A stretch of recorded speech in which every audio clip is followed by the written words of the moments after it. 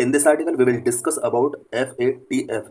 FATF means Financial Action Task Force. We will also understand FATF blacklist and grey list. So let's discuss the issue in detail. Why in news? In the upcoming Financial Action Task Force FATF session in US, India is expected to argue for grey listing Pakistan. Next FATF session US के अंदर होने वाला है और India expect कर रहा है कि पाकिस्तान को ग्रे लिस्टिंग में ऐड करने के लिए वो रिक्वेस्ट करे। About financial action task force के बारे में कुछ इंपॉर्टेंट पॉइंट्स हम यहाँ पर डिस्कस करेंगे। FATF is an intergovernmental policy making and standard setting body aims to combating money laundering and terrorist financing. FATF एक intergovernmental policy making body है जो कि money laundering and terrorist financing से combat करने के लिए एक important body है। What are various objectives of FATF? To establish international standard establish करना इसका एक मेन ऑब्जेक्टिव है। To develop and promote policies at national and international level पर पॉलिसीज को प्रमोट करना, डेवलप करना इसका मेन ऑब्जेक्टिव है। To combat money laundering and the financing of terrorism, money laundering and terrorism के लिए जो फाइनेंसिंग किया जाता है उससे कॉम्बैट करना भी इसका एक मेन ऑब्जेक्टिव का पार्ट है। Origin. It was established in 1989 during the G7 summit in Paris due to a growing concern about money laundering. FATF 1989 में इस्टेब्लिश किया गया था। 1989 में पेरिस के अंदर जिस टाइम पर G7 समिट कंडक्ट किया जा रहा था उस टाइम पर FATF इस्टेब्लिश किया गया। एंड ये टाइम पीरियड एक ऐसा टाइम पीरियड था जिस टाइम पर मनी लॉन्ड्रिंग से रिलेटेड वेरियस कंसर्न ग्रो कर रहे थे। In 2001 it expanded to include terrorism financing. 2001 में FATF के अंडर टेररिज्म फाइनेंसिंग को भी इंक्लूड कर दिया जाता है। हेडक्वार्टर इसका फ्रांस के पेरिस में है। Members FATF members include 39 countries including India, China, US, Saudi Arabia, Britain, Germany, France and European Union as such. FATF के अंदर करंट में 39 मेंबर कंट्रीज हैं जिनके अंदर India, China, US, Saudi Arabia, Britain, Germany, France and EU include है। More than 180 countries worldwide are affiliated with the FATF through a network of FATF-style regional bodies. More than 180 countries FATF के साथ connected है और specially FATF style regional bodies के साथ ये connected है। India become a member of FATF इन 2010। 2010 में India FATF का मेंबर बना। India is also a member of 2 FATF style regional bodies. India FATF के स्टाइल रीजनल बॉडीज का भी मेंबर है such as Asia Pacific Group and Eurasian Group of Combating Money Laundering and Financing of Terrorism, यानी APG and EAG जो कि FATF के style regional bodies हैं, इनका भी इंडिया मेंबर है। टू बिकम अ मेंबर, अगर किसी कंट्री को इसका मेंबर बनना है तो उसके लिए क्या टर्म एंड कंडीशंस हैं? A country must be considered strategically important, large population, large GDP, developed banking and insurance sector etcetera. किसी कंट्री को FATF के अंडर तभी ऐड किया जाता है अगर वो कंट्री स्ट्रेटेजिकली इंपॉर्टेंट कंट्री है। स्ट्रेटेजिकली इंपॉर्टेंट मीन्स अगर वो लार्ज पॉपुलेशन रखता है, लार्ज GDP रखता है, बैंकिंग एंड इंश्योरेंस सेक्टर में अगर उस कंट्री ने अपने आप को डेवलप कर लिया तो ये FATF का मेंबर बन सकता है। Must adhere to globally accepted financial standard, अगर कोई country globally accepted financial standard को एडेयर करता है तो वो FATF का मेंबर बन सकता है। Be a participant in other important international organisation, कोई कंट्री अगर इम्पोर्टेंट इंटरनेशनल ऑर्गेनाइजेशन का पार्टिसिपेंट है तो वो कंट्री भी FATF का मेंबर बन सकता है। फंक्शंस ऑफ FATF के क्या क्या फंक्शंस हैं?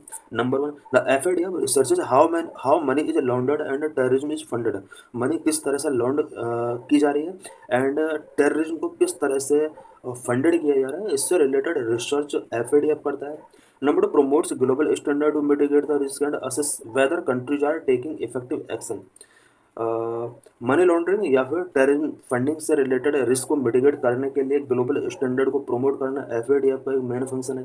Number 3, regularly publishes report that raises awareness about the latest money laundering terrorist financing, money laundering and latest terrorist financing से रिलेटेड कुछ रिपोर्ट्स पब्लिश करने का वर्क भी एफएटीएफ का है।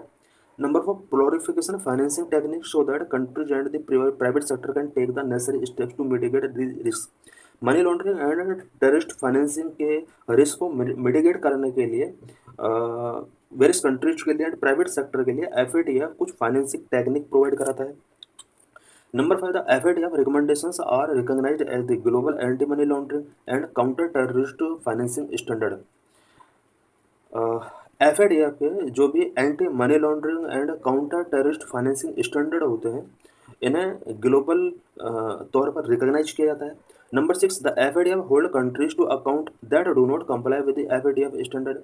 कोई कंट्री अगर एफएटीएफ स्टैंडर्ड को कंप्लाई नहीं करता है तो उन कंट्रीज को अकाउंटेबल होल्ड करता है FATF. If a country repeatedly fail to implement FATF standard that then it comes under increased monitoring और high risk jurisdiction referred to as the grey and black list. अगर कोई country FATF के standard को implement करने में repeatedly fail होता है तो इन कंट्रीज को ग्रे एंड ब्लैक लिस्टिंग किया जा सकता है। What are FATF grey list and black list? FATF के अंडर कमिंग होने वाले grey list and black list से रिलेटेड कुछ इंपॉर्टेंट पॉइंट्स हम डिस्कस करेंगे। Black list, countries known as non cooperative countries और territories are put on the black list. These countries support terror funding and money laundering activities. कुछ countries ऐसी होती हैं जो टेरर फंडिंग को सपोर्ट करती हैं, मनी लॉन्ड्रिंग एक्टिविटीज को अपने कंट्रीज के अंदर सपोर्ट करते हैं। इस टाइप की कंट्रीज को ब्लैक लिस्ट में डाला जाता है। स्पेशली सिर्फ कंट्रीज को ब्लैक लिस्ट में नहीं डाला जाएगा बल्कि कुछ टेरिटरीज अगर इस तरह की एक्टिविटीज में इन्वॉल्व होती हैं तो इन्हें भी ब्लैक लिस्ट के अंदर डेजिग्नेट किया जा सकता है। The FATF revises the black list regularly adding और deleting entries. FATF black list को रेगुलरली रिवाइज करता है और इस रिवीजन के ड्यूरिंग वो कंट्री को ब्लैक लिस्ट के अंदर एडिंग कर सकता है, डिलीट भी कर सकता है। Grey list, countries that are considered a safe haven for supporting money laundering and terror funding are put on the FATF grey list.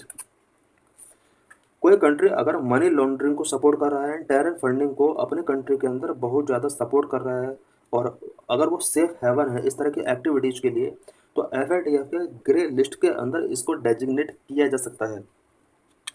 This inclusion serve as a warning to the country that it may enter the black list. कोई country अगर grey list के अंदर है तो इस country को warn किया जाता है कि अगर इसने सूटेबल मेजर्स टेकिंग नहीं किए हैं मनी लॉन्ड्रिंग या टेरर फंडिंग के अगेंस्ट तो इसको ब्लैक लिस्ट किया जा सकता है। 3 countries Iran, North Korea and Myanmar are currently on FATF black list. Current में पूरे वर्ल्ड के अंदर एफएटीएफ की ब्लैक लिस्टिंग के अंदर 3 कंट्रीज हैं जिसमें first Iran, second north Korea and third Myanmar. Consequences of being an on the FATF black list, अगर किसी कंट्री को एफएटीएफ की ब्लैक लिस्टिंग के अंदर ऐड किया जाता है तो इसके क्या क्या कंसिक्वेंसेस हो सकते हैं। Number 1, no financial aid is given to them by the World Bank, International Monetary Fund, the Asian Development Bank and European Union. अगर किसी कंट्री को एफएटीएफ के ब्लैक लिस्ट के अंदर ऐड किया जाता है तो उसको वर्ल्ड बैंक के थ्रू, आईएमएफ के थ्रू, एडीबी के थ्रू, यूरोपियन यूनियन के थ्रू किसी भी टाइप का फाइनेंशियल एड गिवन नहीं किया जाता है। Number 2, they also face a number of international economic and financial restrictions and sanctions. कोई कंट्री अगर ब्लैक लिस्टिंग में डेजिग्नेट किया गया तो उस कंट्री के अंदर